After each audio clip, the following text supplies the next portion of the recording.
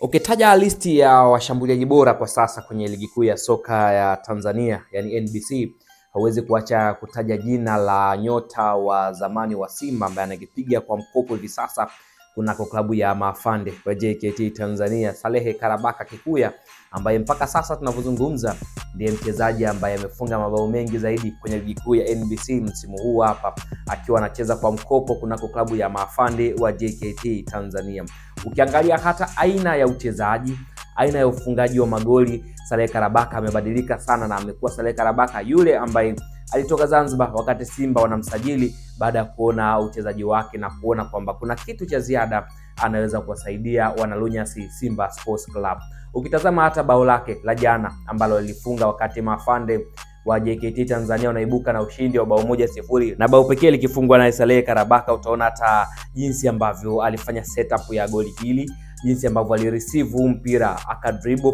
na akaweza kupiga kwa mguu wake wa kushoto akitafuta engo ambayo itakuwa ni nzuri zaidi kwa yeye kuweza kuweka mpira na kuweza kuandika bao. Kwa hiyo kwa Simba hivi sasa waendelee kumtazama vizuri Salehe Karabaka, japo kuna wakati hawa wachezaji wadogo huwa level zao ni kuchezea hizi timu ndogo tu, na pale wanapopata namba kwenye timu kubwa kama Simba, labda Young Africans, Azam FC, Singida Black Stars, kidogo wanakuwa wana struggle kuweza kuonyesha ule uwezo ambao walionyesha toka wakiwa huku katika hizi timu ndogo, lakini huku wanapopata namba katika timu kubwa kidogo kunakuwa kuna utofauti na maamuzi ambao wanachukua, kuna muda yanakuwa kama vile ni 50-50, lakini kwa namna moja ama nyingine tuweze kusema kwamba Salehe Karabaka amebadilika sana hivi sasa na ameonyesha kitu cha tofauti zaidi, akiwa ni mojawapo kati ya washambuliaji ambao ni tegemeo kunako klabu ya Mafande wa JKT Tanzania hivi sasa, kwa sababu ukichukua ni mchezaji ambaye ana average ya kufunga bao katika kila mchezo, au akimiss kufunga katika mchezo mmoja